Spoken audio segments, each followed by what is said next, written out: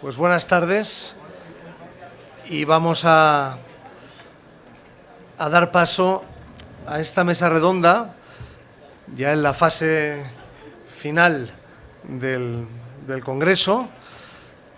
Bueno, normalmente ya saben que las cosas buenas se guardan para el final, entonces esperemos. Las expectativas son altas, al menos yo, conociendo un poquito a los ponentes, pues la verdad que cuando me propusieron moderar, pues enseguida dije que sí, porque pensé que además iba a aprender mucho y iba a ser muy interesante.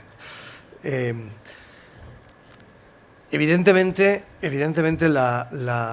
esta cuestión de las víctimas del comunismo, uno cuando lo escucha tiende a pensar que es algo lejano, ¿no? Se imagina imágenes del Gulag o algo lejano ya en la historia y felizmente superado.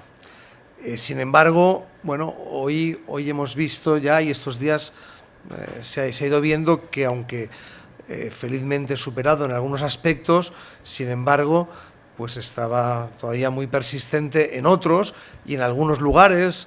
Ayer habló Yuan Li, esta persona sobre China. Hoy esta mañana en la mesa redonda que hemos tenido hemos podido conocer de primera mano alguna experiencia realmente terrible en Hispanoamérica. O sea que vemos que incluso en su vertiente más dura sigue siendo algo no del pasado, sino un fenómeno muy del presente. Si nos vamos a nuestro contexto más cercano europeo, pues gracias a Dios no tenemos todavía situaciones como las que nos han explicado esta mañana, pero sí tenemos otro tipo de situaciones que aquí en el título pues queda englobado bajo ese término de blanqueamiento, que quizás no sea algo tan agresivo, pero que sí tiene pues mucha influencia. Para hablarnos de esto tenemos a 4 personas que provienen además de cuatro lugares diferentes de Europa, con lo cual yo creo que nos van a aportar una visión de conjunto pues muy completa.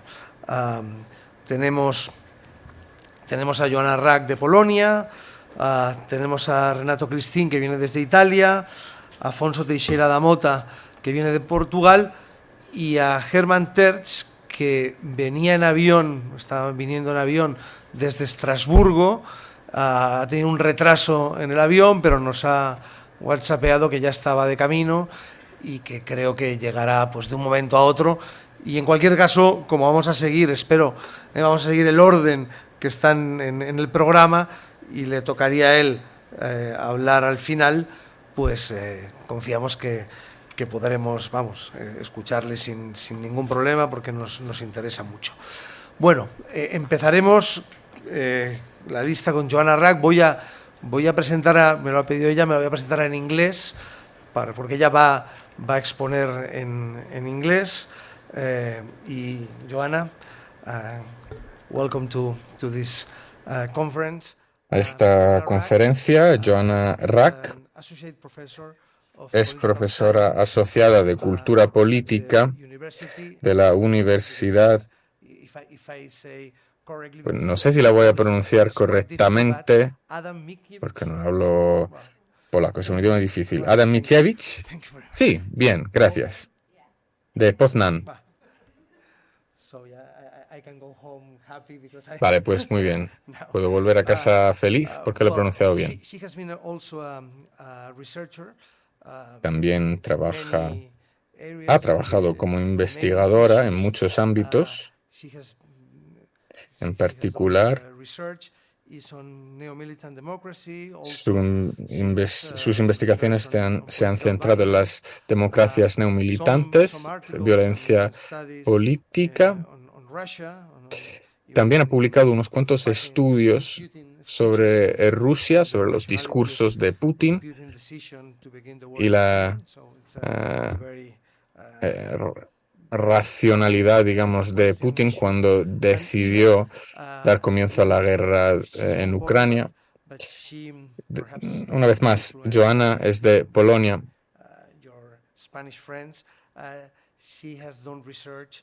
pero también ha estudiado movimientos españoles, el 15M, por ejemplo, o ETA incluso.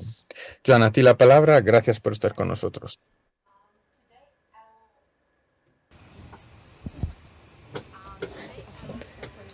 Hoy voy a hablar sobre los resultados de mi investigación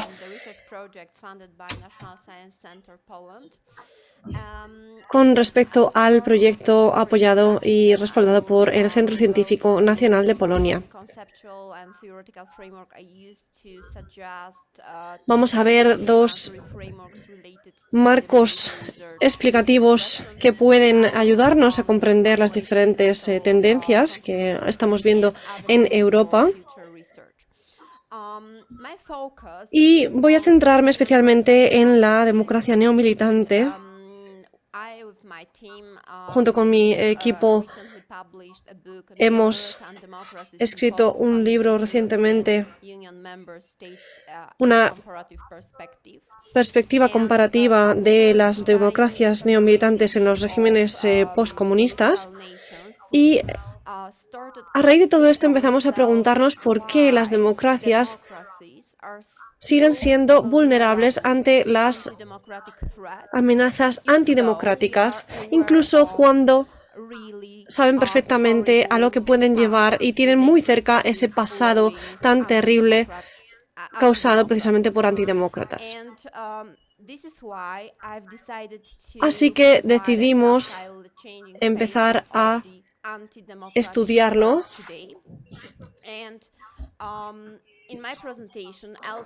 Vamos a evaluar críticamente en esa investigación diferentes marcos explicativos sobre precisamente estas democracias militantes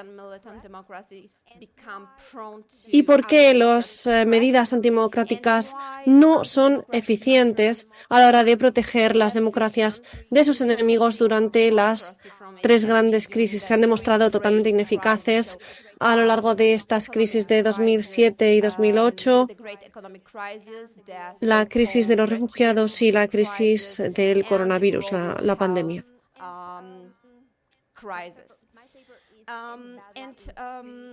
Nuestro artículo se centra también en las teorías que compiten entre sí y que intentan explicar los diferentes marcos en los que se desarrollan estas nuevas democracias neomilitantes. Nos centramos en dos hipótesis y las premisas que definen el estudio serían el primer renacimiento de la teoría de la democracia militante, que siguió a los avances del comunismo en los años 30, 40 en Europa. Y podemos ver que los investigadores contemporáneos se han ido viendo cada vez más inspirados por este concepto, ya que se ha intentado explicar el mecanismo de los cambios en las estructuras políticas y también se han intentado justificar con respecto a hechos del pasado que ya habían influido en estos cambios estructurales. Sobre todo queríamos entender qué hacía vulnerables a las democracias de nuevo a estos cambios. Muchas democracias liberales han fallado a la hora de proteger sus democracias de los antidemócratas y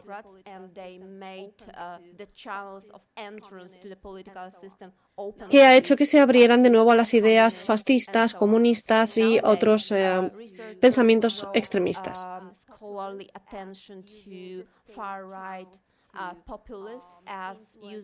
Algunos pensadores de la extrema derecha también han aprovechado oportunidades similares a lo largo de la historia para introducirse en las democracias que estaban entonces en el poder en sus países.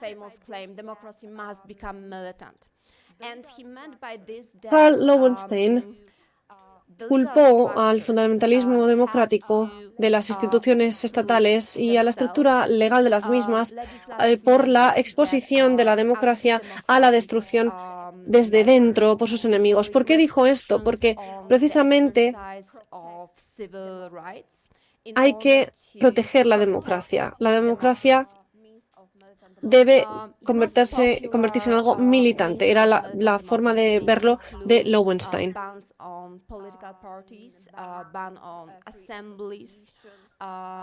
Tenemos que basarnos, a la hora de hablar de todo esto, en esas libertades políticas que ofrece la democracia. El primer momento de renacimiento, como decíamos antes, de la teoría de la democracia militante siguió al avance del comunismo. Pero en el siglo XXI hemos vuelto a ver cómo los argumentos de Loewenstein vuelven a ser válidos o vuelven a estar de relevancia. Principalmente esto se debe a también la intervención de las nuevas tecnologías y al populismo contemporáneo que estamos sufriendo especialmente en Europa. Las víctimas del comunismo y del fascismo son nuestra protección contra el avance creciente de estos tipos de populismo, o deberían serlo, porque hoy en día estas amenazas se acercan más al nacionalismo, la xenofobia y otros movimientos sociales. Basándonos en el artículo y en nuestra investigación, me gustaría que nos centráramos en dos marcos explicativos que pueden darnos un poco las respuestas que estamos buscando a por qué las democracias se han vuelto vulnerables de nuevo.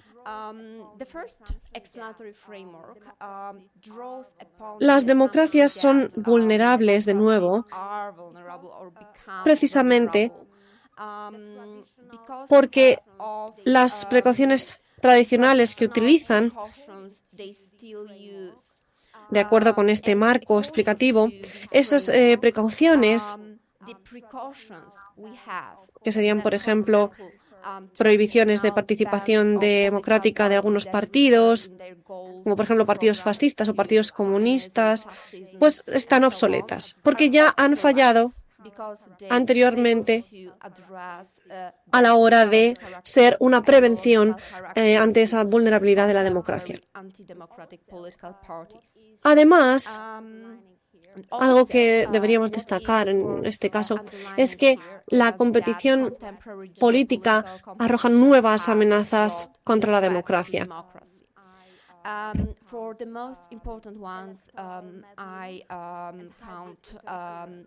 Hay mucha interferencia a la hora de determinar las distintas tendencias dentro del electorado y, por ejemplo, en el caso de Rusia,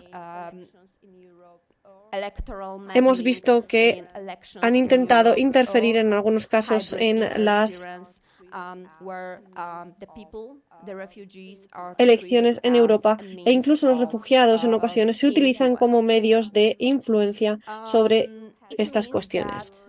De momento seguimos ante desafíos que nos muestran que los antidemócratas han encontrado canales para interferir en estas estructuras políticas y tenemos que darnos cuenta de las vías que están utilizando y protegernos y levantar nuestras barreras contra esto. Aquí tenemos también algo que creo que es importante. Se trata del hecho de que tanto de forma contemporánea como contra las amenazas del pasado, tenemos restricciones con respecto a hemos tenido restricciones con respecto a la libertad de opinión o la libertad de discurso, pero a la hora de utilizar las nuevas tecnologías, los antidemócratas consiguen también influenciar las elecciones en diferentes países, así como también mediante métodos como el hackeo de datos, y consiguen aumentar la desinformación de la población y se desarrolla una corriente en la que la actuación democrática no puede ser un rival ante todas esas vías poco claras, digamos, de actuación. Tenemos verdaderas amenazas y enemigos de la democracia ante los cuales los regímenes democráticos son totalmente vulnerables y ante los cuales no tienen ningún tipo de protección. A medida que nos acercamos más y más a momentos cruciales de cara a estas amenazas, necesitamos desarrollar medidas que no estén relacionadas con la innovación y que los parlamentos tienen que implementar para que las democracias no sean vulnerables ante esas amenazas antidemócratas y antidemocráticas. El otro marco explicativo que existe para esta situación sería que abusamos de las medidas preventivas. La explicación viene de que las desigualdades socioeconómicas y la globalización neoliberal han debilitado a la sociedad.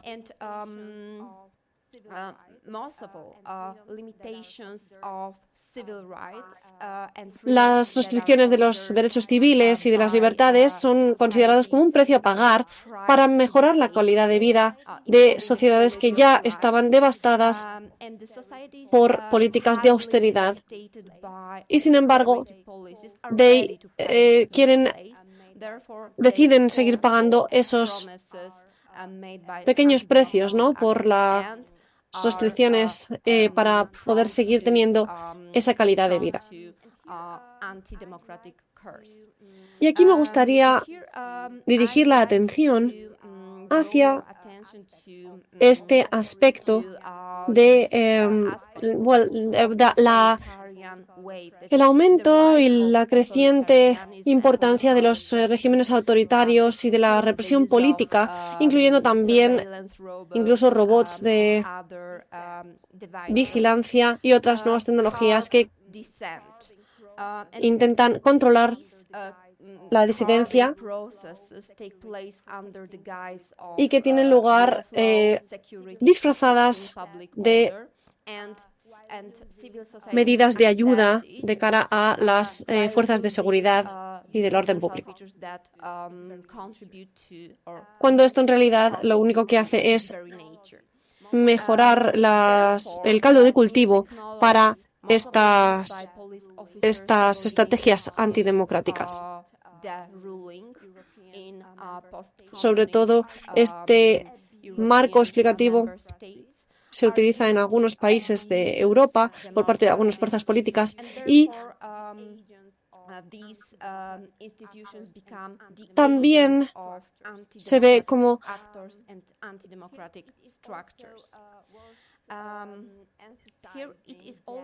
aquí podemos enfatizar en el hecho de que los antidemócratas utilizan estas medidas que supuestamente tenían que haber protegido la democracia para darse ventajas a sí mismos o tomarlas como una oportunidad para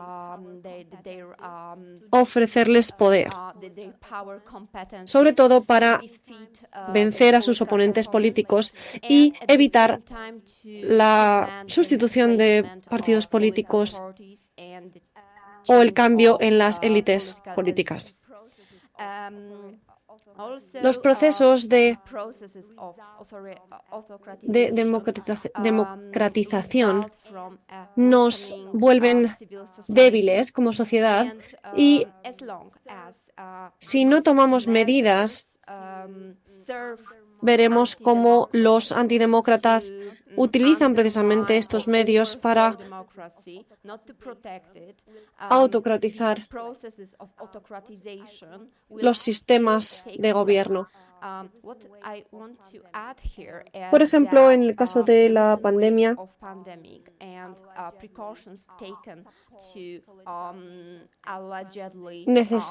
necesitamos tomar medidas para apoyar las decisiones políticas que se han tomado en ciertos momentos, porque se pueden utilizar precisamente de forma contraria a su objetivo original y pueden crear una vía de actuación precisamente para los antidemócratas.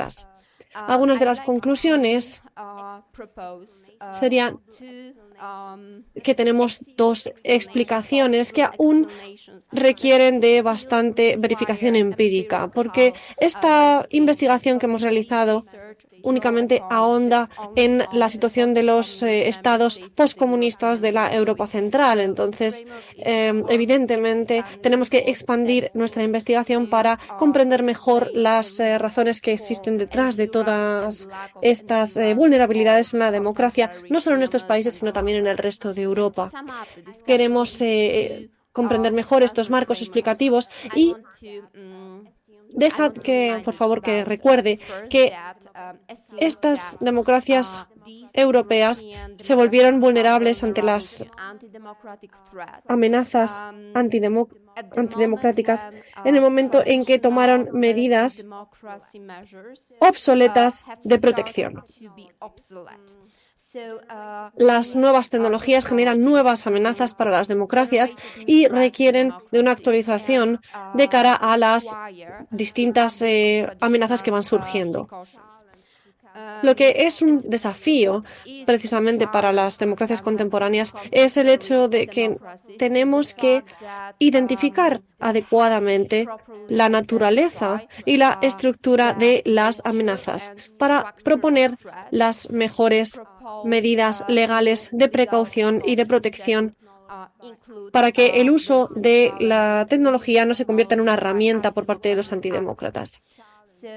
Este es uno de los mayores desafíos que tenemos delante de nosotros en las democracias tradicionales. En segundo lugar, tendríamos el abuso o un uso inadecuado, incluyendo el abandono de las medidas convencionales de las democracias militantes, como consecuencia de las crisis que hemos sufrido en estos países. Existe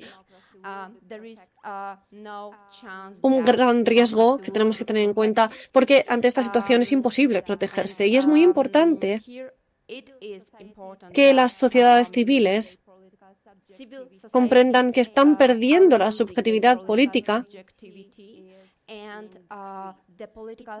y que la realidad nos aboca a una situación aún peor si no tomamos medidas inmediatas y comprendemos la naturaleza de las amenazas antidemocráticas. Acabaremos sucumbiendo ante la presión de las amenazas que tenemos y seguiremos siendo muy vulnerables ante dichas amenazas. Muchísimas gracias.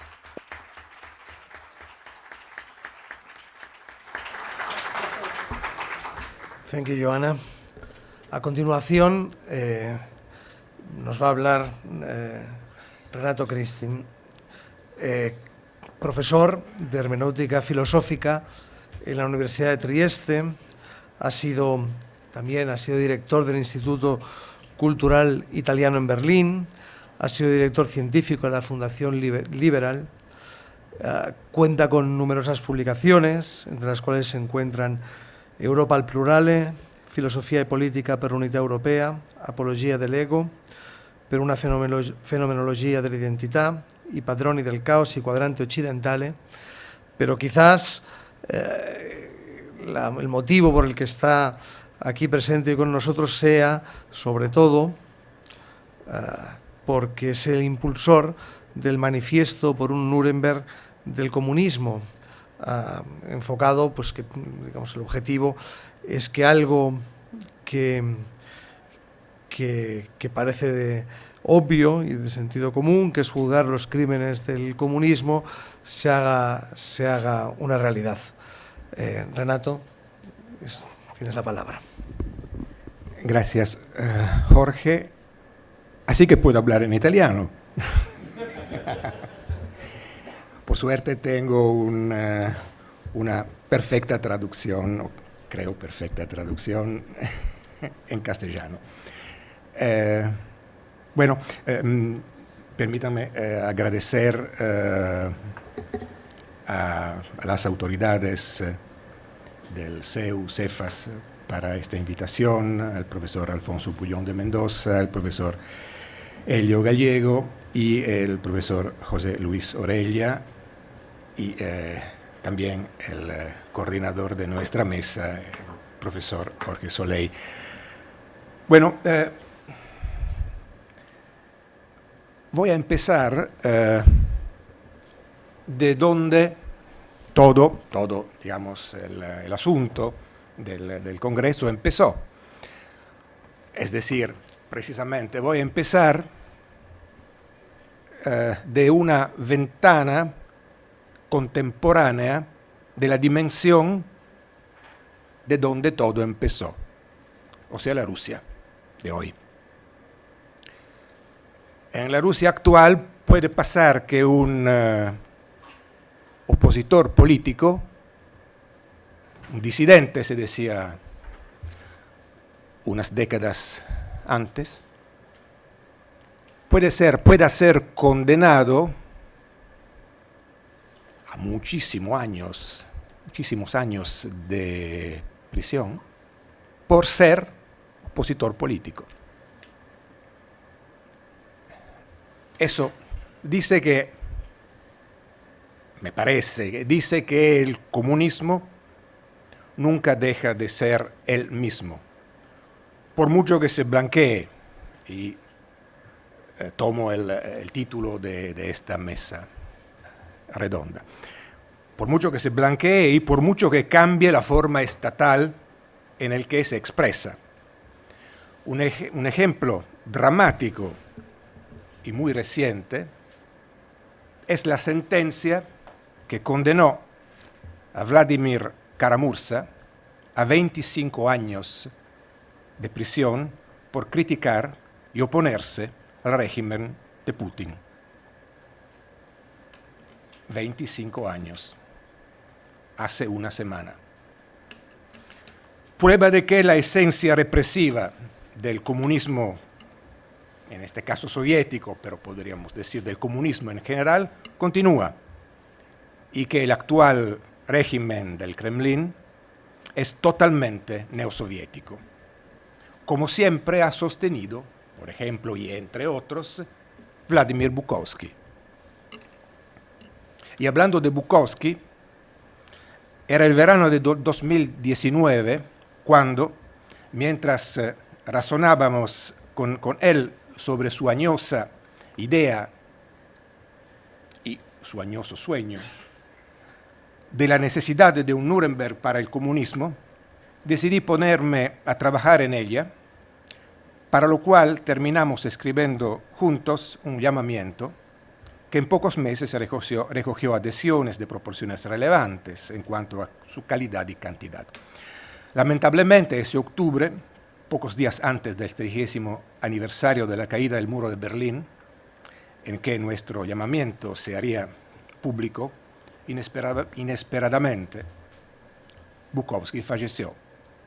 Y pocos meses después de ese lanzamiento, que entre paréntesis tuvo lugar en Roma el 7 de noviembre de ese año, junto con la publicación de su sitio en Internet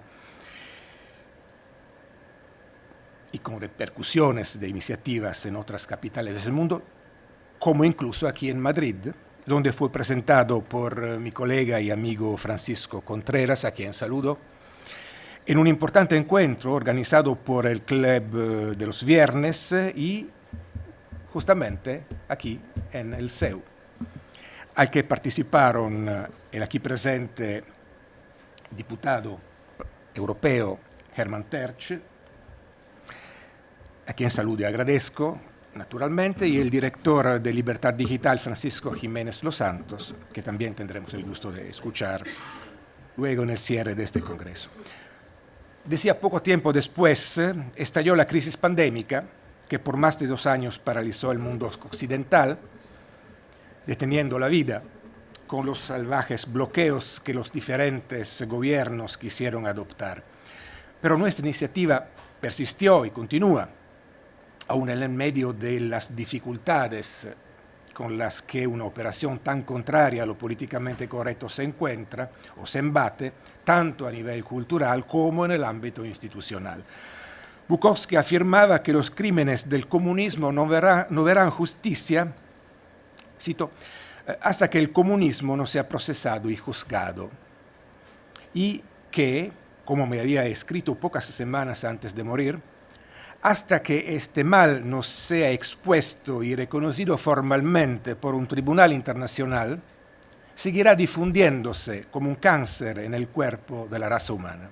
Y concluía, la caída del muro de Berlín y el derrumbe de la Unión Soviética no fueron más que breves periodos de remisión en que el cáncer parece retirarse, nada más que para hacer metástasis y afligir a otro pueblo más u otra nación con consecuencias letales.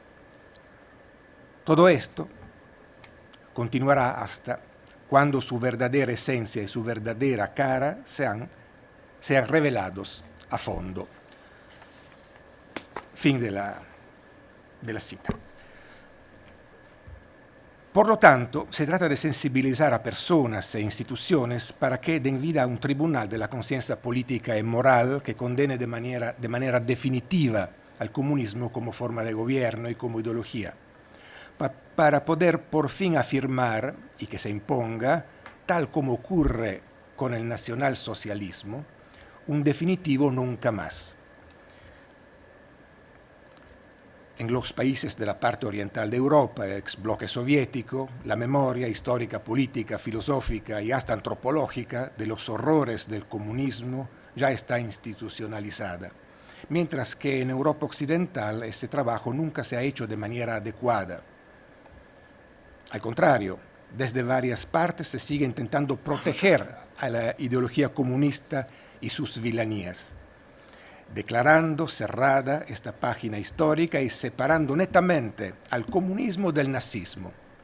Este último es el mal absoluto, y todos estamos plenamente de acuerdo, mientras que el comunismo sería un mal menor, inclusive necesario en una época convulsa de la historia europea. En síntesis, la actual subestimación de los crímenes del comunismo es una de las formas de la estrategia del propio comunismo, una forma del blanqueamiento, y llego al título y a la palabra clave de esta mesa. En cambio, es hora de llegar a una rendición de cuentas definitiva de ese mal, que es un mal tan absoluto como lo ha sido el nazismo. El Appeal for Nuremberg Trials for Communism, que redactamos con Bukowski, es por lo tanto un punto de partida de una acción cultural, política y moral de condena al comunismo y al mismo tiempo un punto de llegada de un análisis sistemático de su ideología. Por lo que se refiere a este último aspecto, expongo aquí brevemente una interpretación, que es una interpretación, digamos, filosófico-teórica, filosófico-política, empezando por dos datos factuales objetivos.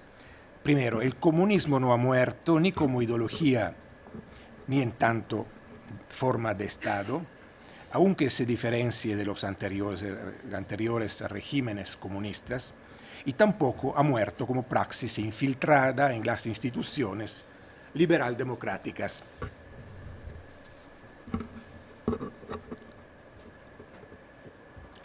En este último sentido, hemos dramáticamente constatado, durante la gestión pandémica de esa epidemia global,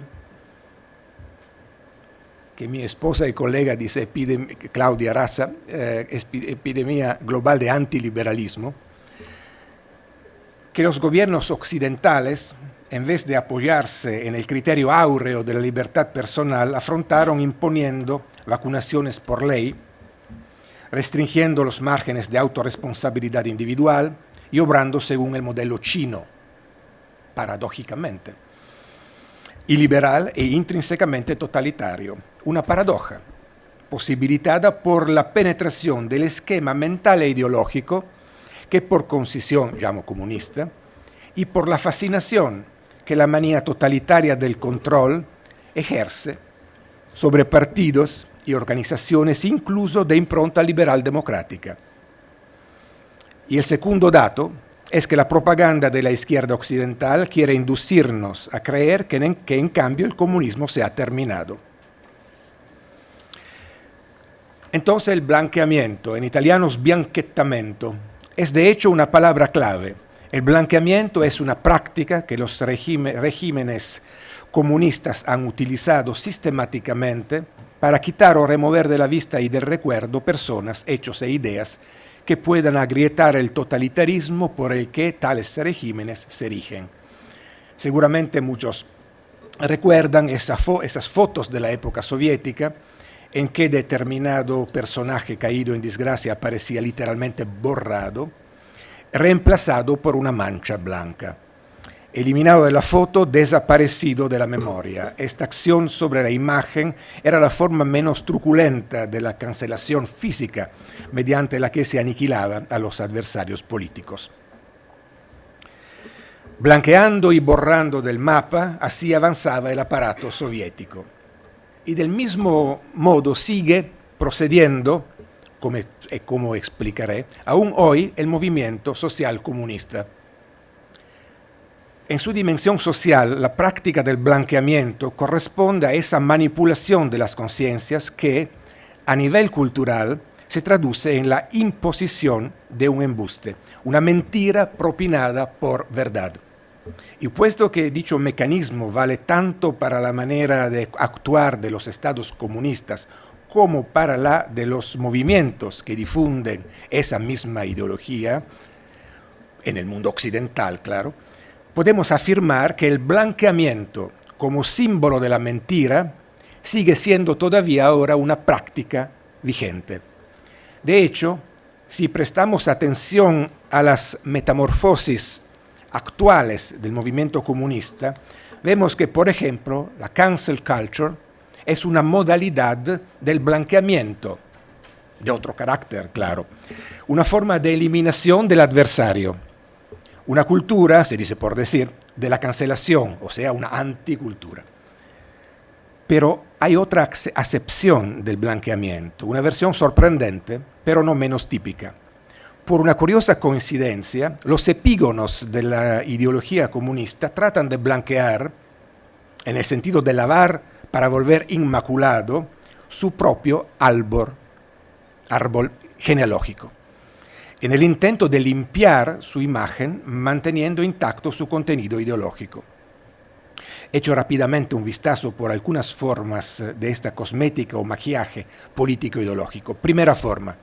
Desde izquierda se dice que los regímenes comunistas han cometido muchos crímenes, pero si lo han hecho es porque eran ideológicamente burdos, aún atrasados en el camino que lleva al comunismo. y por ende esos crímenes deben reconocerse como un error, pero también ser comprendidos como una necesidad. Aquí se observa la astucia sádica de la ideología comunista que sigue circulando, una cínica relativización. 100 millones de muertos sería un pequeño accidente en la gran historia de la idea comunista. Como se dice que había dicho Stalin, una muerte es una tragedia. 1 millón de muertos son estadística. Esta afirmación, atribuida a Stalin, sin embargo, condensa perfectamente todo el significado de la relación de la ideología comunista con los asesinatos en masa. Pues, si una muerte es una tragedia y 1 millón de muertos son estadística, 100 millones de muertos serían archivo, un hecho burocrático y ya ni siquiera político.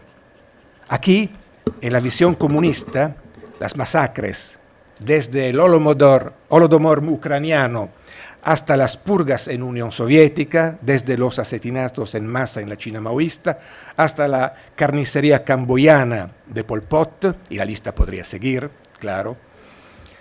Las masacres son una necesidad que en cuanto tal debe ser archivada. Del archivo al olvido, entonces, el paso es corto. Otra forma del blanqueamiento.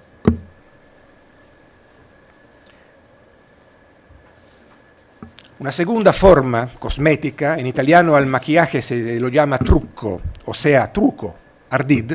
El comunismo soviético habría sufrido una involución con Stalin, mientras que Lenin sería la encarnación de la pureza teórico-ideológica. Esto es expresión de lo que podemos llamar una astucia criminal. El Gulag, que en realidad nace ya a partir de Lenin, habría sido una necesidad, y entonces, en tanto necesidad histórica, bien podría aún repetirse en el futuro. Mejor sería que no, pero si es realmente necesario, los gulags deben reabrirse. En realidad nunca han desaparecido del todo, porque en China los funestos laogai siguen activos en funciones, y en la Rusia putiniana, como nos muestra el caso del amigo Vladimir Karamurza, los opositores políticos están siendo encarcelados de a millares. Tercera forma, el comunismo ha muerto y por lo tanto quien denuncia su presencia o es un delirante o bien un mentiroso. Aquí vemos en acción lo que llamo una astucia dialéctica. Se afirma una tesis al margen de que esté o no fundada en la realidad, y al que disiente se lo deslegitima. Cuarta forma, si el comunismo ha muerto, la enseñanza de Marx, en cambio, todavía está viva, con una voltereta falaz, pero no exenta de atractivo en la imaginería colectiva de la izquierda, se afirma que lo que ha muerto es el aparato estatal del régimen, pero el ideal permanece vital. Esta astucia cultural es muy eficaz porque opera en el estrato preracional de la conciencia, induciendo a creer que la idea comunista sería buena a pesar de las monstruosidades que ha engendrado. Y es por aquí que se llega a la cancel culture, a la cancelación cultural como contrapaso ideológico, como contrapartida dialéctica del blanqueamiento. Y aquí lo que argumentan. Hemos limpiado, pero en realidad escondido y camuflado, el paradigma comunista. Y ahora, entre comillas, limpiamos el paradigma conservador, destruyendo los valores morales y sus estructuras culturales, según la antigua costumbre marxista-leninista. En su desarrollo histórico, este procedimiento es con toda evidencia dialéctico. El blanqueamiento soviético es la tesis, el autoblanqueo postmoderno es la antítesis, la cancel culture es la síntesis. Ahora bien, todo este proceso está basado sobre todo en un específico instrumento teórico y práctico, el uso sistemático de la infamia, es decir, de la mentira. La astucia del comunismo se ha manifestado, en efecto, desde el principio, con una descomunal mentira que se ha transformado en verdad absoluta para quienes fueron cegados por esa ideología. La sociedad comunista sería una maravillosa utopía, pero que los hombres pueden realizar concretamente solo si dedican su existencia a la edificación de la sociedad igualitaria y sin clases. Se trataba y se trata de una doble estafa. Efectivamente no se puede construir una sociedad de la igualdad, tanto a priori como materialmente, porque los hombres son iguales solo formalmente ante la ley, pero no dejan de ser desiguales existencialmente y por lo tanto socialmente. Y además, mentira primigenia, la sociedad comunista no es una utopía, sino una distopía, porque en su raíz no hay un valor ético, sino nada más que una función ideológica, o sea, un disvalor antropológico y moral. La igualdad radical, por nivelación o aplanamiento, que no puede ser imposta sino mediante violencia. La impostura es funcional al control generalizado, y este último es el objetivo de toda praxis comunista. Porque solamente gracias al control puede ser mantenida en pie la estructura social que, según la época y el lugar, es erigida por esta despótica y distópica visión del mundo. Una vez que la mentira es introyectada, es difícil extirparla. Y es fácil, en cambio, controlar a los individuos, porque estos la creen una verdad.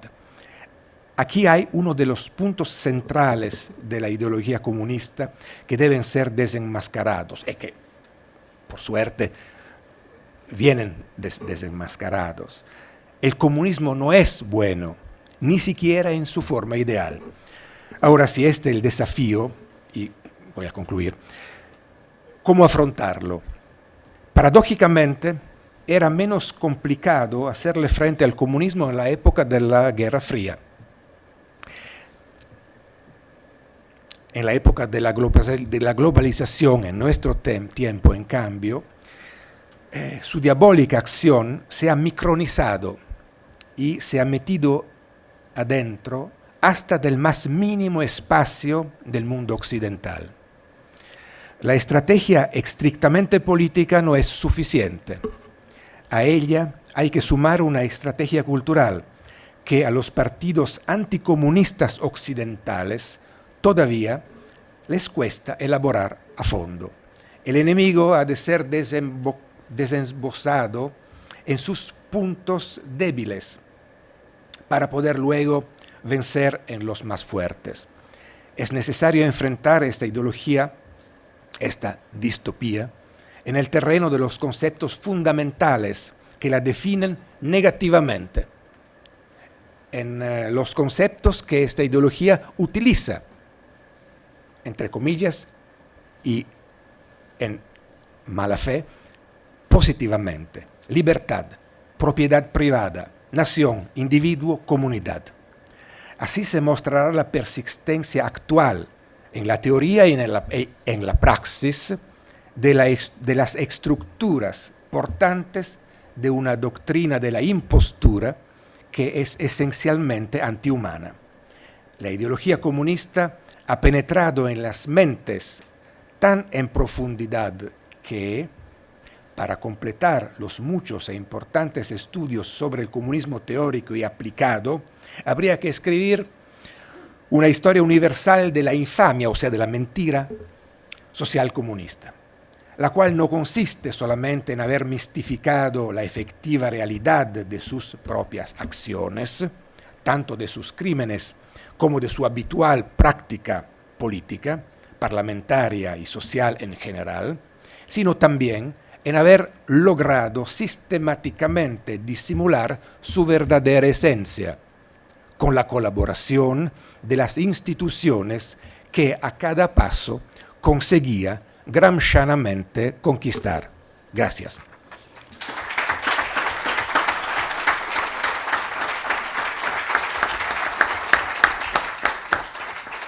Muchísimas gracias, Renato, por tus orientadoras palabras. Y vamos a pasar a nuestro invitado portugués, Afonso Teixeira da Mota. Afonso es abogado, es un profesional de prestigio que forma parte del bufete de abogados Pact Orell da Cunha, en el que se dedica principalmente a asesoramiento en inversión extranjera, pero no está aquí por esto. Está aquí entre nosotros porque es presidente de SAIL. Nos lo explicará, una asociación que pretende la defensa de la libertad, decía ella, dar sabor, conservar lo bueno, batallar contra las nuevas ideas, nuevas viejas, ¿no?, del marxismo cultural que impregna toda la sociedad. Estas metamorfosis del marxismo, del comunismo, que trasladan mecanismos del marxismo a otros ámbitos sociales y que él nos explicará perfectamente. Afonso, muchas gracias. Conectar esto. Pues buenas tardes a todos. Yo también voy a intentar hablar español, sí que hay que ser indulgente conmigo. Y quería empezar también por agradecer a todos y sobre todo a la Universidad de San Pablo, en las personas de Ello Gallego y de Fernando Nistal que me han invitado, y también a Jorge, que es moderador de esta mesa y que conozco de su intervención pública, y también a los otros miembros de la mesa, a Johanna Hack, Renato Cristín y a Herman Tersk, que también conozco de su actuación pública, y me ilusiona mucho y me honra mucho compartir mesa con todos. Yo, de hecho, estoy aquí un poco como pez fuera de agua, porque no soy académico, no tengo muchas competencias para esto, pero estoy como presidente de esta organización que es SAL, que es una organización portuguesa que intenta defender también a las modernas víctimas del comunismo. Y pensaba que puede parecer un poco radical y atrevida esta afirmación, pero después de lo que acaba de decir Renato, creo que ya no es tan radical ni tan extraordinaria esta afirmación, pero la verdad es que yo siento que las personas que defendemos son verdaderas víctimas modernas del comunismo, del blanqueamiento del comunismo. De hecho, tenemos que preguntarnos, como hacía Renato, si ha terminado esta amenaza marxista. Yo creo que no. Ahora, con su apariencia, con su rostro benévolo del marxismo cultural. SAL es una organización privada, sin fines lucrativos, que se dedica sencillamente a recoger fondos con dos fines principales. Uno, divulgar y explicitar los sucesivos ataques que son perpetrados contra las libertades fundamentales en resultado de posiciones ideológicas, de forma ilegítima, claro, por los estados, por sus organismos y ONGs, colegios profesionales, escuelas, empresas y particulares también, y defender judicialmente a estas víctimas. O sea, con los fondos que recogemos, damos publicidad a estas violaciones y patrocinamos judicialmente las víctimas de esas acciones, proporcionándoles servicios jurídicos independientes de SAL, de alta calidad y de forma profesionalizada, o sea, pagando servicios jurídicos de forma totalmente profesionalizada. Quiere decir que nuestro trabajo de defensa de la libertad sigue de cerca la justicia y el derecho, y por supuesto también la razón, una vez que nos proponemos ayudar a libertar a personas concretas de inaceptables restricciones y cancelaciones de su libertad en resultado de la intolerancia ideológica, o sea, fundada en visiones del mundo impuestas a todos como de forma dogmática, como si fueran aceptadas por todos. En este sentido, hemos ya apoyado a algunas familias, diversas familias, que fueron limitadas en su derecho, por ejemplo, de educación de los hijos, por oposición, por ejemplo, a la ideología de género, médicos que fueron cancelados en su libertad científica y de profesión por temas ideológicos, no científicos, profesores universitarios y de liceo por delitos de opinión y de pensamiento, condicionados, por ejemplo, por la dictadura trans o LGBT, feminista radical o ecologista, lo que sea. Pero, ¿qué tiene esto que ver con el comunismo?, me preguntarán. Yo creo que mucho, porque la verdad, en mi entender, claro, es que muchas o casi todas las ofensas a las libertades fundamentales, y esa es también nuestra experiencia, de opinión, de pensamiento, religiosas, de educación y todo eso, tienen su origen en el caldo comunista en que vivimos. Creo que los comunistas, como decía Renato, no se han corregido y que siguen intentando imponer su revolución, ahora radical, igualitaria, feminista, ultraecologista, antirreligiosa y sobre todo, en mi entender, antitradición occidental. No se trata del marxismo-leninista violento de la Revolución Rusa, pero del comunismo cultural gramsciano y frankfurtiano de la Revolución Cultural de la posguerra, que creo que ha elegido un enemigo a abatir y que no se detendrá en cuanto no lo tenga derrotado: la civilización occidental. Esto es un poco radical, pero es lo que yo pienso. El sentido común del hombre occidental quiere destruir el sentido común del hombre occidental, del heredero de la tradición jurídico-filosófica greco-romana y ético-cultural judeocristiana. Y por eso me acuerdo, y os acuerdo, las palabras de Benedicto XVI en 2011 en el Reichstag, en Berlín, sobre este patrimonio cultural europeo y sobre la defensa de la civilización occidental. Recordaba el Papa, que estábamos en un tiempo en el que el hombre no es solamente capaz de destruir el mundo, pero también de manipularse a sí mismo, en particular de producir derecho positivo e injusto. El Papa entonces apelaba a la naturaleza y a la razón como verdaderas fuentes de derecho. Reclamaba la actualización de un movimiento filosófico jurídico que ya se había formado desde el siglo II a.C., fijaos, del contacto entre el derecho romano y la filosofía griega, y de ese contacto del cual nace la cultura jurídica occidental, que, claro, actualizada por la tradición judeocristiana, que siempre reconoció en la razón y en la naturaleza, en su correlación, una fuente jurídica válida. Para Benedicto XVI, el Occidente y Europa en particular, es un coloso de civilización, de ideas, de diversidad, de belleza, de educación. Europa es la cuna de las más altas expresiones culturales que el hombre ha alcanzado en la música, en la pintura, en la arquitectura. Y es precisamente esto, en mi entender, que el comunismo cultural quiere expresamente derrotar, a toda esta construcción que tilda de superestructura alienante y esclavizante del sentido común de los pueblos. El objetivo es claro y declarado: el Occidente, en que se desarrolló la idea de los derechos humanos, la idea de la igualdad de todos los hombres ante la ley, de la dignidad humana, de la inviolabilidad de la persona y de la responsabilidad de las personas por sus hechos, sus actos.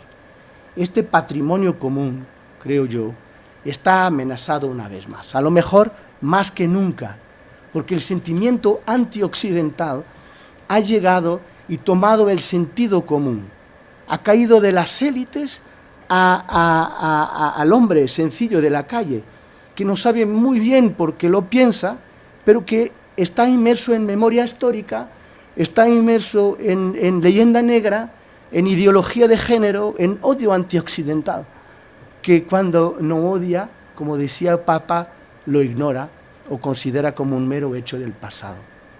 Estamos llegando, a lo mejor, como en la profecía que se atribuye a Lenin, no sé si correctamente o no, ahorcaremos al Occidente y ellos nos vendrán la cuerda.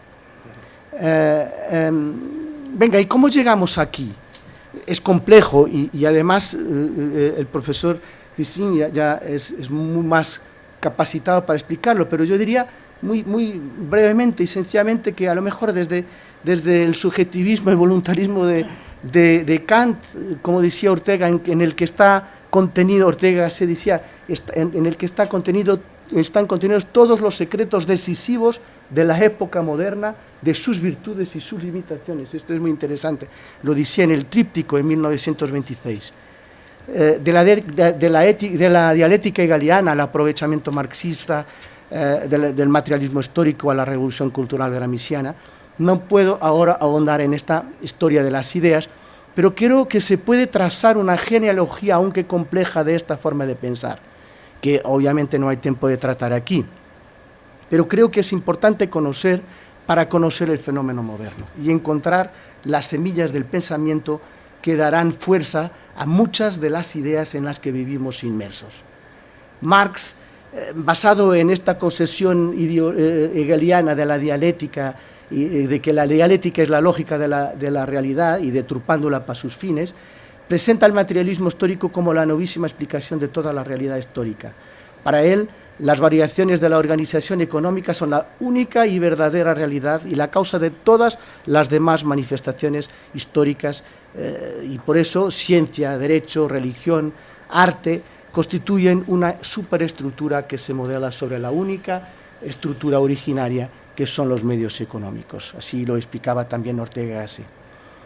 A estas ideas se fueron añadiendo otras, como el naturalismo, por ejemplo, y después de la sorprendente guerra mundial, de la Primera Guerra Mundial, se dan cuenta muchos marxistas en el Occidente que en el Occidente la revolución no se va a dar como en Rusia y en China, porque no había el background de China y de Rusia.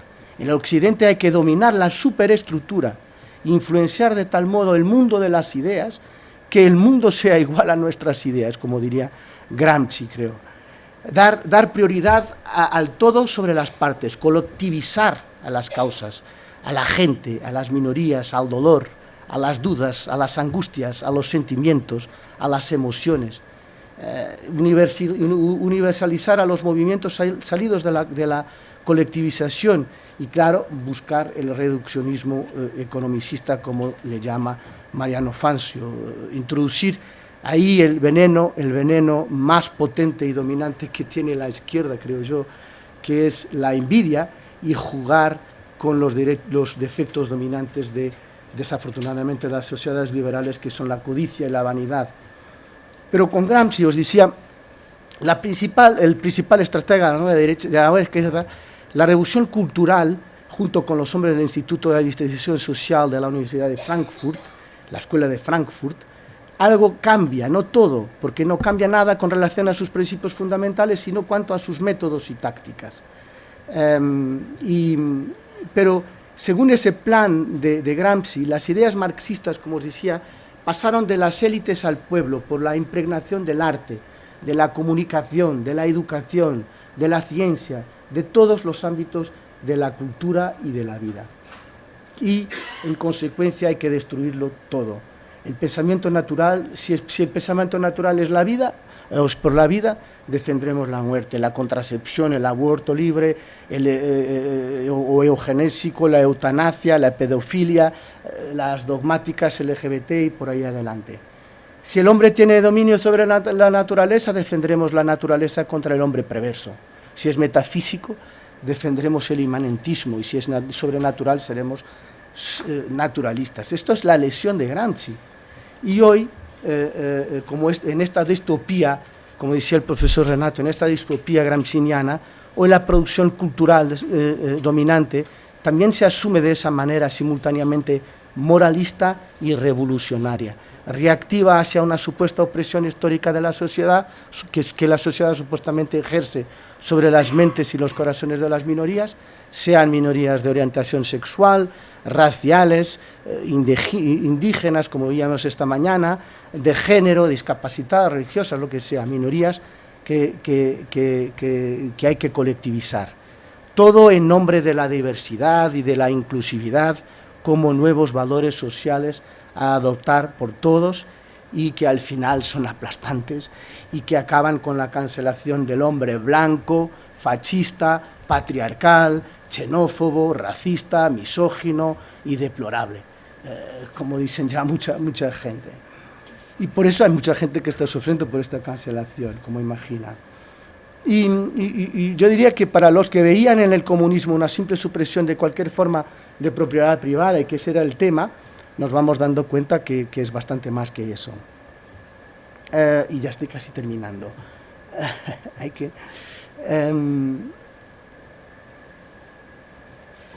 pero si es cierto que el comunismo ha logrado pasar de las élites al pueblo, también es cierto que este movimiento ha sido devuelto a las élites, que lo han aceptado y en muchos casos, creo yo, lo han integrado en el Estado. El Estado, a la buena manera del comunismo soviético, ha hecho suya la tarea de garantizar el buen suceso de este proceso.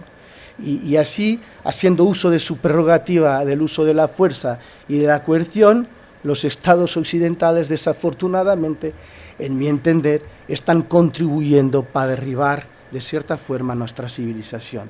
Sobre todo en este combate, creo, maquiavélicamente, estos ideólogos están dispuestos a cambiarlo todo, a mentir si es necesario, como acaba de explicarnos Renato, siempre que con ello destruyan a las estructuras sobre las que se funda la cultura occidental, la familia, la patria, el bien común. Y al final encontramos siempre esta idea puramente negativa y antitética. La idea de no es poner algo de positivo, es sencillamente destruir. Y a lo mejor de las cenizas de esta civilización nacerá alguna cosa mejor. Es la idea de una antítesis cultural fuerte, radical, aunque lenta y progresiva. Y concluyo, Jorge, solamente para decir que con Ronald Reagan decía unas frases que estamos en una guerra que hay que ganar. Hay quienes proponen una solución utópica que es una paz sin victoria, piden una política de acomodación, decía en 64. Él mismo decía también sobre el enfrentamiento con el comunismo que todas las lecciones de la historia nos dicen que el mayor riesgo reside en el apaciguamiento. Y por eso termino como empecé, inspirado con las palabras de Benedicto XVI. Creo que existe verdad y trabajo para que no se imponga el silenciamiento de lo auténticamente humano. Creo que tenemos que volver al orden natural y a la familia. La filosofía no puede abandonar la realidad y preguntarse por la verdad. El derecho no puede aceptar principios injustos y dejar de preguntarse por la justicia. Los comunistas tienen siempre que mentir para ganarse el sentido común del hombre. Nosotros tenemos que buscar siempre la verdad con valor para poder sobrevivir. Muchas gracias.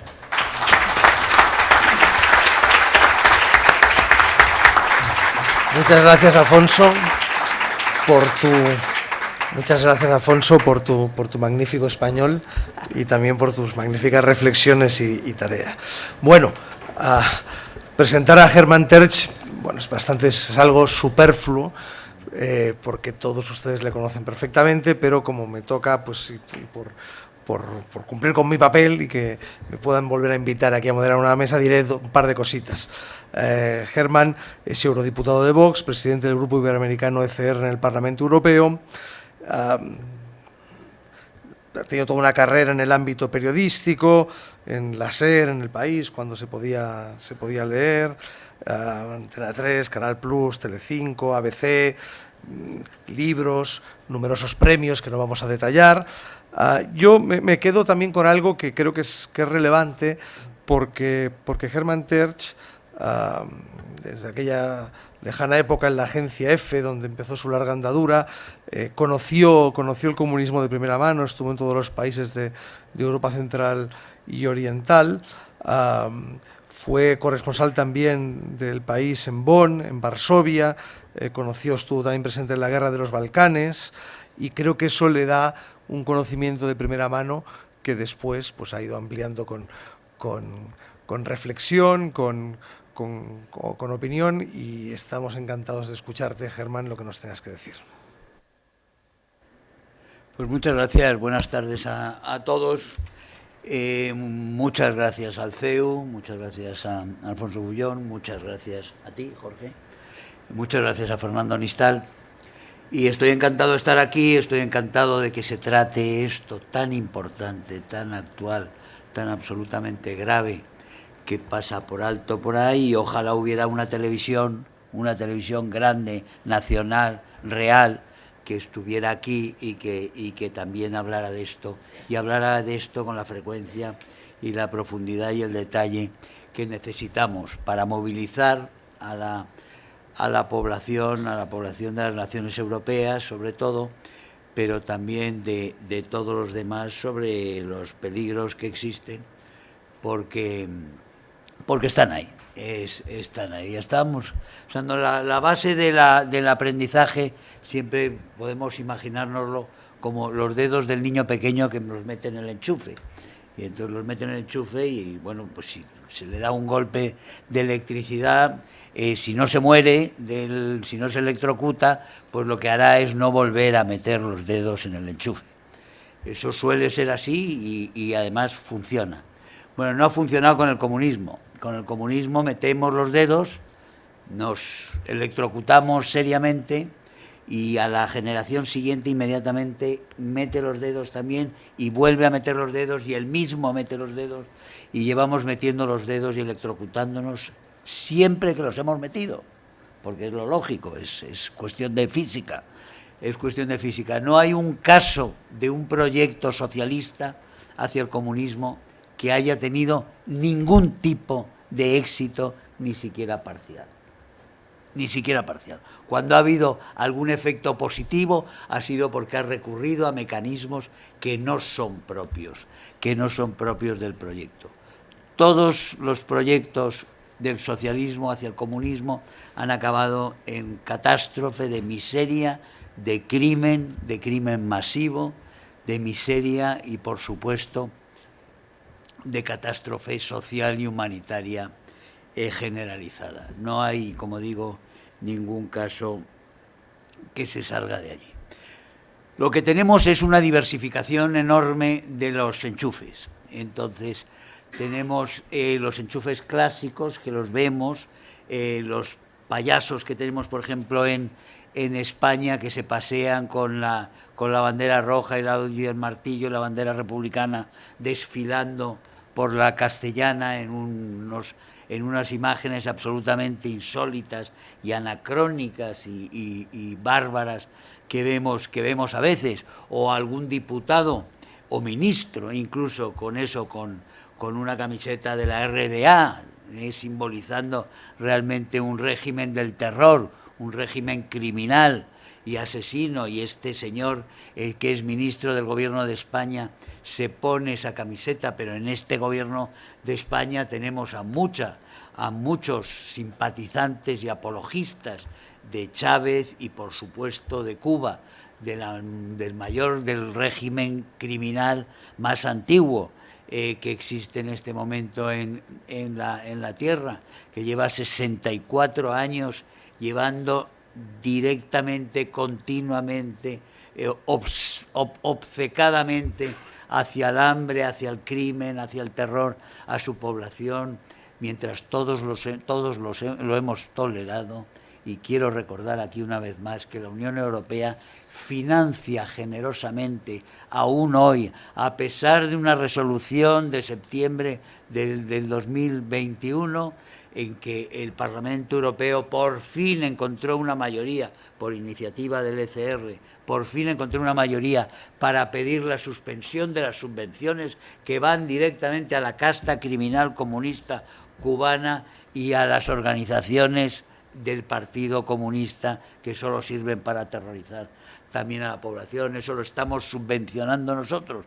¿Pero por qué lo subvencionamos? Porque tenemos a un señor que se llama Josep Borrell, que cuando salieron los cubanos en masa el 11 de julio de hace 2 años a la calle a gritar abajo la dictadura, queremos democracia, dijo que estaban protestando porque faltaban una serie de artículos de primera necesidad que no llegaban por las sanciones impuestas por Trump. Eso se dijo en sede parlamentaria en el Parlamento Europeo. Es decir, que tenemos una serie de fenómenos bárbaros, de enchufes realmente obscenos y que muestran el peligro porque son realmente criminales ya de aspecto, y después tenemos esa gran variedad de políticos hoy en día que trivializan el comunismo, que colaboran con él y más, que forman ese ejército que va dando los pasos concretos para que la agenda cultural se vaya cumpliendo paso a paso y vayamos quedándonos marginados todos aquellos que quieren resistir a unos objetivos que son los mismos en el caso de todos los enchufes citados, desde el enchufe del señor Garzón hasta el señor Borrell o hasta la señora von der Leyen, porque yo vengo directamente de Barajas, con la maleta, vengo de un debate esta mañana que ha sido un debate que ha sido aberrante, sobre el cambio climático. El cambio climático, que no voy a entrar aquí sobre a ver si hay o no hay cambio climático, pero han sacado otra vez regularmente el informe de los científicos. Los científicos también eran científicos los que le habían dicho a von der Leyen que las vacunas eran absolutamente, no tenían ningún peligro y que eran todas eficacísimas en evitar los contagios, ¿no? Después se ha sabido que no era así. Pero la fe en la ciencia no se puede perder y entonces hay una especie de bandera de la ciencia que sacan los políticos socialdemócratas, que son lo que yo llamo, digamos, la vanguardia de este proyecto totalitario, que muestran la ciencia como su bandera para descalificar a todos los demás.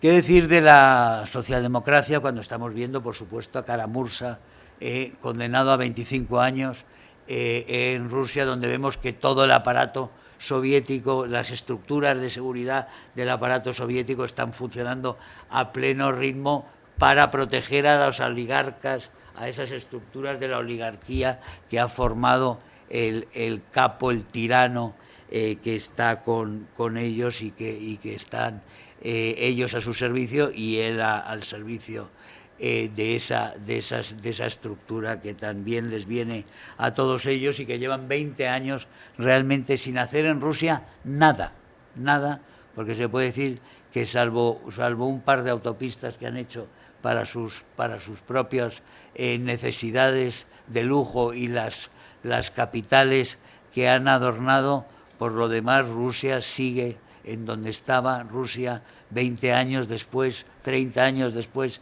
del hundimiento de la Unión Soviética, sigue siendo un país que vive de las materias primas que exporta, es decir, es como Burkina Faso, pero con armas nucleares. Y eso es la Rusia que han conseguido todos estos que algunos dicen que es un gran genio el señor Putin. La cosa es que la mafia rusa, que en este momento tiene a Kara-Murza y tiene a Navalny y tiene a tantos como antes tenían los soviéticos, a Babel y tenían a Sájarov y tenían a Solzhenitsyn y tenían a tantísimos que murieron, muchos de ellos, Osip Mandelstam, y tantísimos sacrificados, millones sacrificados en esos campos, hoy son otros, digamos, eso es el comunismo caníbal. Después lo hay carnívoro y después lo hay vegano.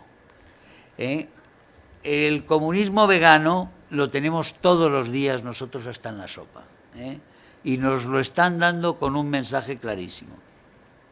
El mundo está a punto de acabarse si no renunciamos nosotros ahora a gran parte de lo que ha sido siempre la parte de la identidad de la civilización occidental.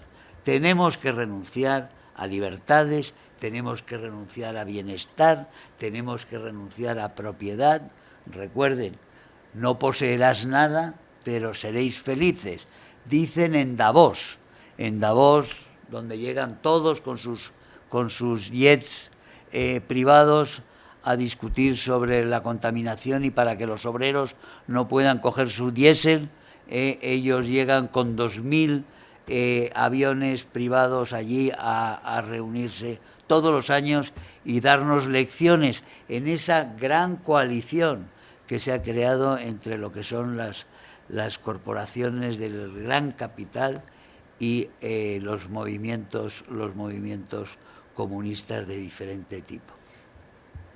Nuestras universidades, salvo algunas, nuestras universidades, y ahí me refiero a la Ivy League en Estados Unidos, donde estaban todas las maravillosas universidades para las élites. Esas son universidades donde la escuela de Frankfurt, a la que aquí se ha citado, dejó sus huevos en los años 40, que se fueron cultivando en los años 50, y en los años 90 eclosiona todo, y hoy en día tenemos las élites desde el FBI a Twitter, a Google, tenemos todo lo que es el panorama de las élites norteamericanas y en gran parte europeas. Las tenemos con un proyecto realmente en la cabeza que es neomarxista y que es un proyecto globalmente comunista, aunque muchos de ellos ni siquiera lo sepan. Pero ellos están persiguiendo una agenda que es una agenda que nos lleva por otro camino, nos lleva exactamente a lo mismo, a lo que nos quería llevar Lenin. En este momento, si nos ponemos a ver, y no estoy exagerando, aunque a mí no me importa nada lo de radical, porque yo creo que hay que ser muy radical en estas cosas. Creo que no hay peor cosa que esas aproximaciones templadas a los peligros letales, porque te acaban arrastrando. Los estamos viendo. Hoy he visto todas las votaciones que se han hecho sobre el cambio climático, que exigen, como digo, sacrificios, que exigen cierres de empresa, que nos van a abocar a desempleo, que nos van a llevar a unas condiciones de vida para nuestros hijos y nietos infinitamente peores que las nuestras, infinitamente peores, y menos libres y más condicionadas, etcétera, etcétera. Todas esas votaciones se ganan por una mayoría muy amplia en este momento en el Parlamento Europeo. No sé si cambiará a partir de mayo próximo del 24, cuando haya elecciones europeas, pero hoy por hoy siguen ganando por una amplitud muy amplia, porque cuentan desde el Partido Popular hasta los comunistas y verdes, valga la redundancia, están todos votando lo mismo, la misma Agenda 2030, el mismo Pacto Verde. El Pacto Verde les recomiendo a todos que echen una ojeada en las páginas ahí no hay ningún secreto, porque presumen de ello, en las páginas de la Unión Europea, en las páginas web, para ver lo que es realmente el Pacto Verde, el Green Deal. Es un colosal plan, no quinquenal, sino un plan quinquenal a 50 años, en el cual nos quieren intervenir prácticamente, que afecta a todas las actividades, todos los intereses del ser humano, desde la intimidad a las producciones más nimias, a las medidas a tomar para las jaulas de las gallinas, hasta los libros a editar, a los términos a usar.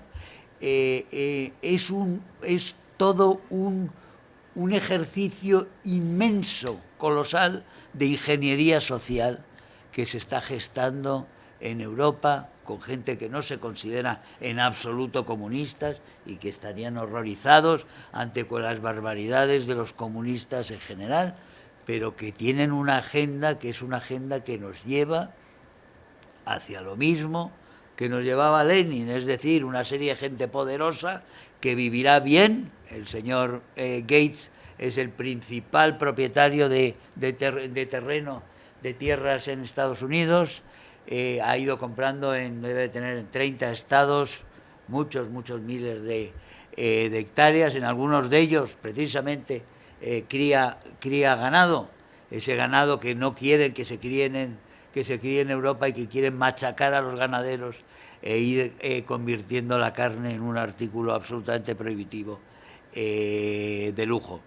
Es decir, estamos ante un proceso que es muchísimo más complejo que cuando teníamos al Ejército Rojo y lo teníamos en un sitio y sabíamos que si cruzaba el Vístula iba a llegar a donde fuera, o si cruzaba el Elba no se iba a entrar en Alemania, en Europa Occidental. Tenemos un ejército enorme de gente muy convencida, muy motivada, educada en lo que creen que es lo mejor para la humanidad y que son buenos haciendo lo que hacen. Desde pequeños les están diciendo, el empresario es un personaje que está explotándolo todo, que normalmente maltrata a la naturaleza, que abusa de los ríos, abusa de la gente. Hay que ir hacia compartir todo. Los intentos de destacar son insolidarios. En fin, todos los mensajes generales para vaciar, sobre todo para aislar a los seres humanos y vaciarlos a ellos y llenarlos del contenido, véase Marcuse, llenarlos del contenido absolutamente necesario para ser satisfechos en su soledad. Es decir, quitarles familia, quitarles patria, quitarles pasado, inventarse un pasado que no existe, que eso es lo que se está haciendo en este momento, acabar con la historia, acabar con la familia, acabar con el concepto del honor, acabar con tantos conceptos que nos han mantenido en lo que nosotros conocemos y nos identificamos entre nosotros mismos como la civilización nuestra. Y lo que se ha dicho aquí muy bien y muy brillantemente, la ley, que es esa ley natural y la ley como concepto esa es la única igualdad real que debemos tener como sagrada, y sin embargo esa es la primera que ya han dinamitado, porque la han dinamitado porque hay fuerzas supremas, superiores, que exigen en momentos extremos como este, donde el mundo se va a acabar si no intervenimos ya, porque ha subido esta mañana, se decía en el informe del IPCC, que ha sacado las Naciones Unidas, se dice, ha subido un grado y un poco, menos de 1,10 grados, la temperatura de la media que había entre 1850 y 1900 a la media de los últimos 20 años. Eso, al parecer, nos lleva a la necesidad de acabar con los coches de combustión, que cada vez tenían menos emisiones en Europa, en Europa. En el resto no. El resto sigue, que es donde realmente hay emisiones. En China se están abriendo dos centrales térmicas cada semana, pero ¿qué centrales térmicas? Serias, no como las que dinamita aquí Sánchez, que está dinamitando todas las centrales térmicas que se van cerrando, y por si acaso no vayamos a poderlas utilizar, como han hecho los alemanes, porque los alemanes condenaron y dijeron que los polacos tenían que ser castigados por utilizar el carbón y por resistirse a olvidar el carbón. Estoy hablando hace un par de años. Y en este momento en el mix alemán hay muchos días muchísimo más carbón que cualquier otra cosa. Y están llevando carbón y barcos de carbón con lo que emiten esos barcos hacia Alemania, a las centrales térmicas de Alemania, ahora que no están comprando el gas ruso. Ese gas ruso que fue el gran pacto, ese gran pacto entre Moscú y Berlín. Cuando se forman pactos siempre son malos para Europa, y este ha vuelto a serlo el Nord Stream 1 y Nord Stream 2, que tiene gran parte de culpa en los acontecimientos de este último año y medio. No sé si me estoy pasando, tú me paras. Quiero deciros con esto que son muchos los peligros. Estamos viendo cómo se ha convertido entre los caníbales, por supuesto, y aquí veo caras conocidas que conocen muy bien a los comunistas caníbales que están en Iberoamérica. En Iberoamérica hemos visto cómo, con ayuda europea, que ha estado haciendo campaña para Boric, campaña para Petro, campaña para Lula, y ahora se extrañan porque Lula se pone de la parte rusa y de parte china, pero han hecho campaña, todos ellos en Europa han estado haciendo campaña por todos los que son aliados dentro del narcocomunismo, dentro del Foro de Sao Paulo, que funcionan con el dinero de la cocaína, que están comprando voluntades, comprando ministerios, comprando países enteros con el dinero de la cocaína, que tienen una alianza entre las FARC y el ejército venezolano, que han convertido en narcoestados ya todos los estados en los que están entrando, y que gracias a Dios, por una resistencia magnífica y heroica, y que yo me emociona y aplaudo, en Perú no han podido, con este intento que han tenido, y que a Pancho Tulledena, que le veo aquí, le felicito como uno de los representantes de esa institucionalidad y firmeza democrática en Perú, que no ha habido, por ejemplo, en Chile, un país que ha tenido una trayectoria magnífica, y que han tirado por la ventana todo lo que tenían por los pactos, por la moderación, porque el señor Piñera no quería ser duro, y resulta que al final los han atropellado todos. ¿Sí? Venga, gracias.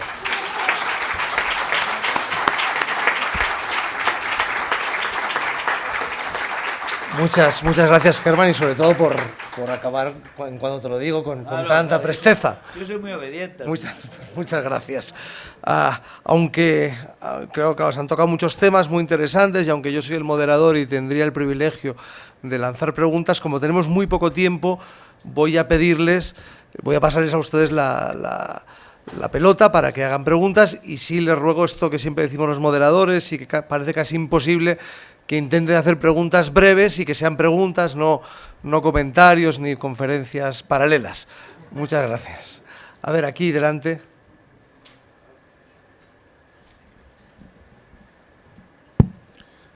Bueno, yo tengo una preocupación, y quizás me pueden contestar. En estas conferencias yo estaba esperando oír algo sobre la transición del comunismo al capitalismo, porque cuando la izquierda toma el poder, fusila o hace algo parecido a los que están ahí. Cuando la derecha toma el poder, a la izquierda hace leyes de amnistía.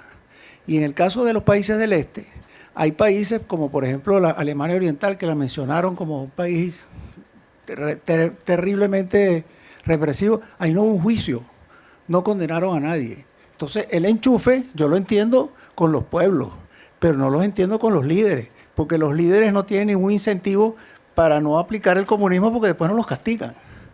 Y ese es un problema cuando hablamos de América Latina, donde no tienen el proyecto para sacar a los dictadores, ya están pensando en las leyes de amnistía. ¿Quién?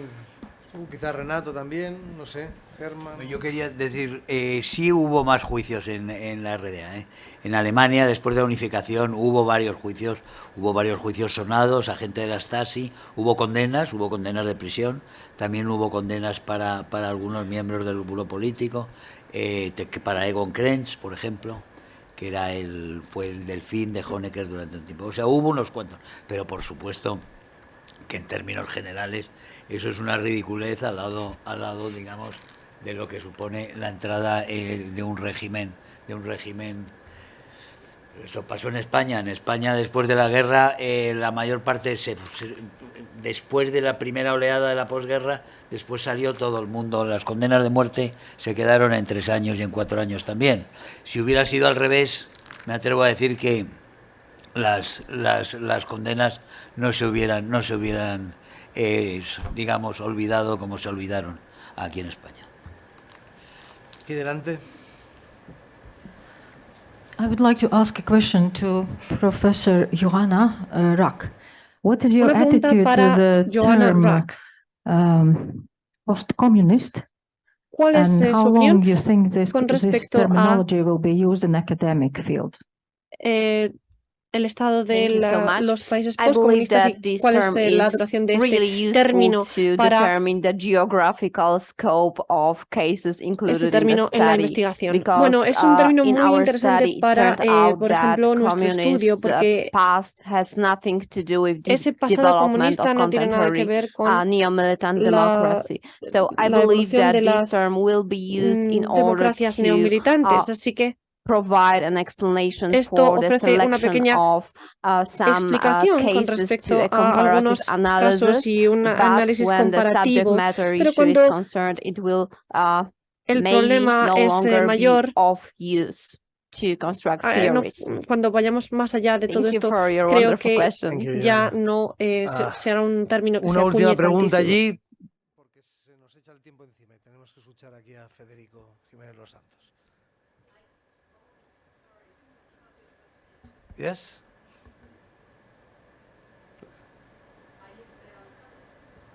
Hay esperanza. Preguntan si hay esperanza. Bueno, yo creo que sí, no sé el resto de las personas que están. Estamos aquí porque creemos que sí, que hay esperanza, que sí hay personas valientes, que sí hay instituciones, que sí hay iniciativas, que sí que están trabajando y luchando pues para combatir todo esto. Creo que sí hay esperanza. Y es mi opinión y no sé, creo que la Mientras comparto. haya coraje, hay esperanza y también hay perspectivas. Desde el punto de vista teórico-político, hay, teóricamente, una perspectiva magnífica, porque un núcleo fundamental que puede unir las diversas perspectivas del movimiento conservador y del liberalismo antiprogresista es o consiste seguramente en la adversión al comunismo, o sea, el anticomunismo puede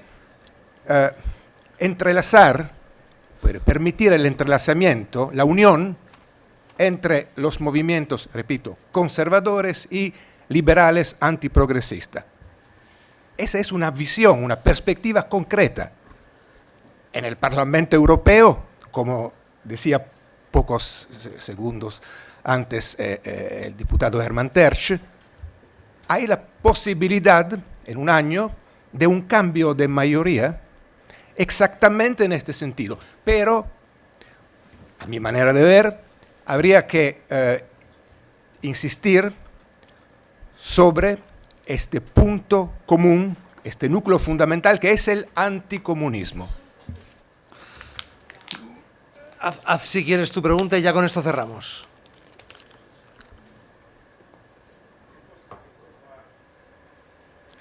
Y que sea breve. ¿Cómo influimos en Estados Unidos? ¿Esto va a pasar en Estados Unidos o no va a pasar? Ellos tienen la cultura popular más poderosa, las empresas que cayeron en manos de esta gente y ya tienen el gobierno y los órganos de seguridad del gobierno. ¿Cómo vamos a hacer? Y en Estados Unidos la primera minoría en Estados Unidos es hispanoamericana. O sea, podemos hablar el mismo idioma. Yo creo que en la línea de lo que decía Afonso, no es que vaya a pasar, es que está pasando y está viniendo hacia aquí. Creo que aquí hay algunas personas, aquí está Mario, que conoce muy bien Estados Unidos. También es verdad que creo que la reacción en Estados Unidos contra todo lo woke es muy fuerte, muy vigorosa, y yo creo que, bueno, yo me conformaría con combatir a esto aquí y dejar a los norteamericanos que luchen. Digamos, yo ya me conformaría con arreglar Europa, ¿no? Pero no sé si tenéis algún... Y los americanos yo creo que digamos, tienen bastantes recursos para defenderse. No sé si queréis... Hombre, a mí me hubiera gustado que Estados Unidos estuviera de otra forma de lo que está. Eso no lo oculto. Sin embargo, y creo que hay músculo moral en Estados Unidos para combatir, pero sin embargo creo que el éxito por parte de la izquierda y la subversión en Estados Unidos ha sido brutal, ha sido enorme. Lo del Black Lives Matter, toda la preparación de las anteriores elecciones es una obra maestra, por supuesto con la coordinación de todos los medios de todo el mundo, todos ellos al son al son del mando de esta gran operación para llegar al poder, y han llegado al poder y están desmantelando muchas cosas. Veremos lo que pasa. Bueno, pues yo ya doy por concluida esta mesa. Muchas gracias a todos los ponentes y seguimos aquí.